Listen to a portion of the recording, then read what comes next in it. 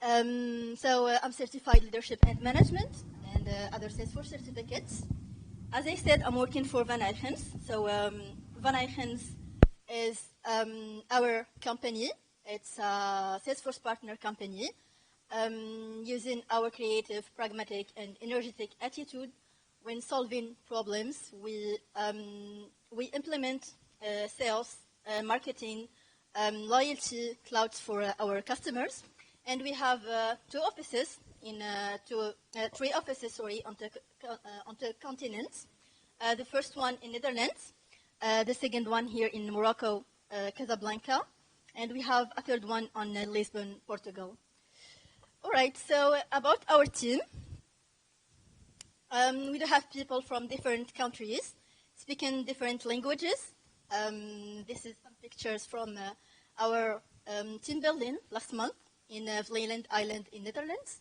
So where we spent some good time together and get to know each other more and more. All right, so today's agenda looks like this. First, what are Salesforce packages? And then we can talk about the type of packages or the main ones. And then what are the benefits of Salesforce packages and why we opt for them. And then how to manage the package dependency between them. And an overview about the packaging process. And last but not least, a use case to get a better understanding of the steps and the process. All right. What are Salesforce packages? So first, let's look how our Salesforce orgs looks like. So some App Exchange application, and then a large amount of metadata or in-package metadata. And then Salesforce packages comes in to create a container or a big box with all the needed metadata. It could be objects, fields, automation, Apex, and all stuff for a needed requirement. So we put them on a big box, and then it can be installed in different organizations. And then at the end, our orgs looks like this, and manage our App Exchange applications, Salesforce packages, and then a small amount of in-package metadata. All right, so what are the type of packages? We don't have too many types, but they are outdated, and these are the main ones, if we can say. We do have the unlocked and the managed package. What are the main difference between them? As you can see, the package metadata, so the content is visible to the subscriber, and the metadata can be overwritten in the organization itself. The opposite, the managed or the locked packages, they cannot be changed or overwritten, and the content is not visible, and it's protected from the subscriber. And obviously, if you are looking, for example, to publish an application or a package in App Exchange, you will look for a managed package indeed, so your content is hidden and could not be overwritten. All right, moving on to the benefits of Salesforce packages. Why would we opt for Salesforce packages? So let's first agree on that Salesforce packages as a deployment option, as a change set, for example. So for change set, we do include all the needed metadata in our change set, and then we deploy it to the target org. It's same for packages. We do include all the metadata in our box, and then we do install it in our organizations. But what are the main benefits? So first, it offers a known and a good state of our metadata. The package can be deployed to a scratch org first for testing purposes, and then you can revert to a previous version in case of errors or issues. And then it's easily, the metadata can be removed from the package, and when the package is installed in our org, it's removed automatically from the org. And it's easy to share code, application across our orgs. And the main benefits is how to manage dependency and how we could manage dependency between packages. And this will be our next slide. How to manage package dependencies. So basically, let's say we do have two packages, package A and package B. And for example, the package A depends on the package B. Or in the package B, we do have, let's say, a custom object that it's needed on the package B. So we can say that package A you cannot create a version of this package without mentioning that it depends on the package B. So could be done through the package dependencies and need to be explicitly specify what metadata a package depends on. So how this can be done? It's using the JSON file it's not really clear, but where we store all the information about or the configuration about our project. So there is a little section here. It's not really clear, but it's called dependencies. And here we can mention that our package depends on this package. And we have also to mention here the package ID. All right. Now the packaging process. So if we are talking about packages, we have to create a package first. So it's we do reserve a name without metadata yet. So we have to create a package with the name, and then we can add all the metadata needed in our repository and change it. After that, we can create our package version. What's going here is Salesforce in the background, it did create a scratch org, push the source code to it, run the validations and the test. And if everything go as expected, a package version is generated. And then we can deploy our package in Test Sandbox, for example. And let's say out of Test Sandbox, we realize that there is something is missing. So what we should do, we can go again, add what is missing or change it, and then create a new package version. And then we have to promote the package version. Do you know what promoting a package version does mean? Anyone? All right. So in first place, our packages are in beta version. So they need to be promoted to a released version so they can be installed in a production organization. Otherwise, it could not be.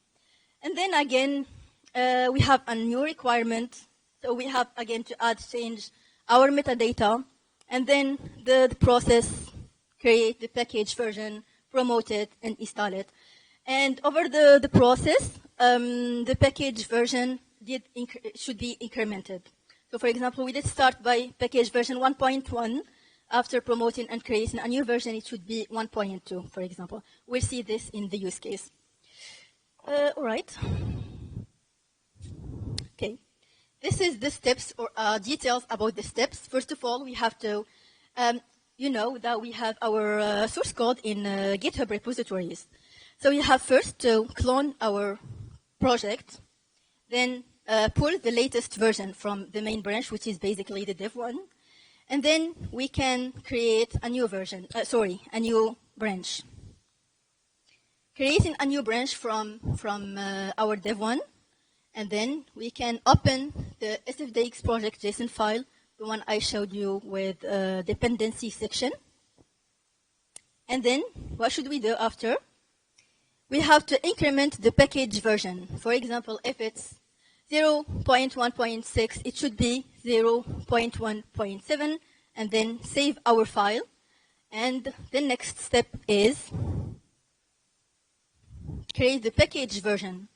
So it's easy. We just use this command, sfdx force package version create. This is the package name. There is a lot of parameters actually, but these are the main ones, if you can say. And this for the password or the installation key. And this is the waiting time. And this is our dev hub. And then if everything goes well and there is no errors, the output will be like this. The package link will be generated with the package ID. If the process fails or there is something that is not going as expected, you will get a red, a big text red with the error, so you can again fix them and create a new package version. All right, and then we can install using this. Let me go back. Using this link, you can install it in your sandboxes. And if you want to install it in a production environment, you have to promote your package. This is the command that can be used. sfdx force package version promote -p, and this is the package ID generated from the URL. All right. And here I'll be presenting some best practices when using packages or creating your branches. Using a good naming convention. For example, you can, for the name of your package, you can use your project name, a namespace, and then add your package. And for GitHub repositories, when you want to create a branch from dev1, you can name it release package, and the package version that will be updated.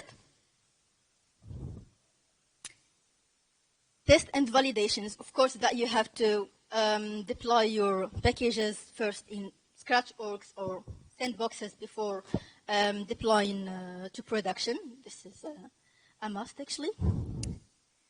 And then backup and rollback plans, which is basically, as we said, from the benefits of using packages, that we can revert to the previous state if problems or issues are there. So we can, as a plan B, you could install the previous version until the issues are fixed. All right, and then the documentation is really very important. So you have to create a document to store the details about your package. This is the package name. This is the package URL generated from the command. This is the package instance or the package ID. And this is the package version, the latest release date, and the installation key, because it will be used whenever you want to install your package into environments. All right. So now I'll be moving to a use case to explain more better the steps. Okay.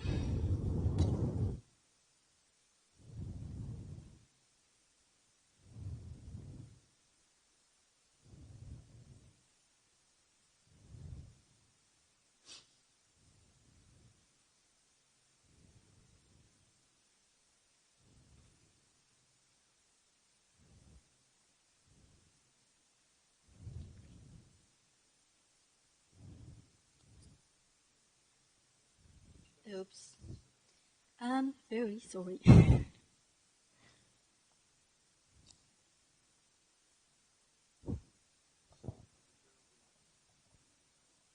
No, it will be the same, I think. Oh?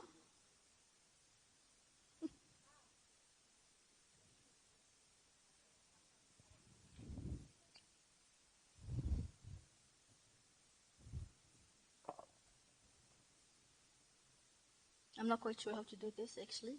But, ديال VS Code Meet.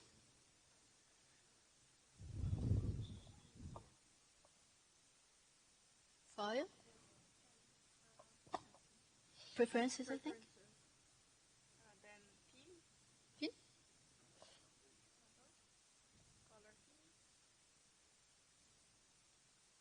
Light. This one. No, it's fine now. So I think we all know about toast messages. They are mostly used in Salesforce to give a prompt or a message for our users about if the functionality success or warning or errors.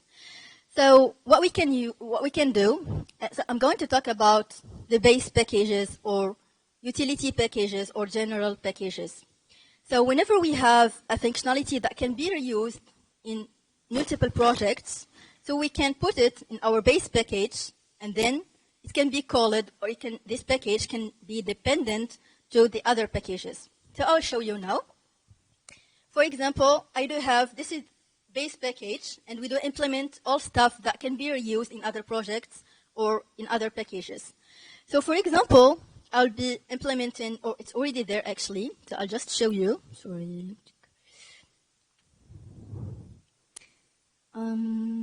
LWC.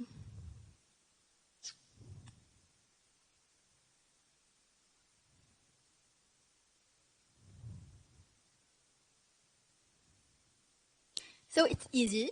We have a function show toast with parameters, title, message, and variant. And then this is my package. What should I do? I can, following the steps we talked about, we can go to the sfdx project JSON what we do have to do is just increment our version number. So at the moment, it's 0.1.32, so it will be 0.1.33. And then go into our terminal and using the package to create a new version, sfdxforce create package create version. And then, if everything is going fine as expected, the URL will be generated with the package ID. And this toast message is needed on another package. So what we can do, using the package dependencies, we can go to this package, for example,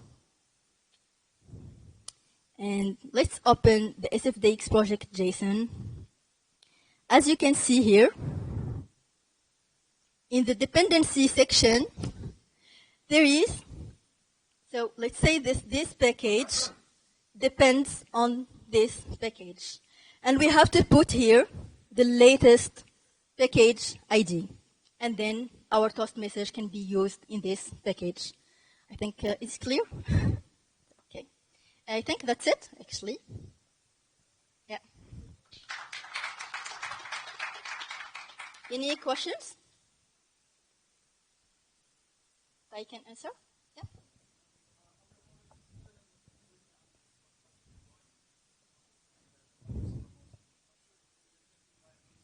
Indeed. Yeah. It's not a long question.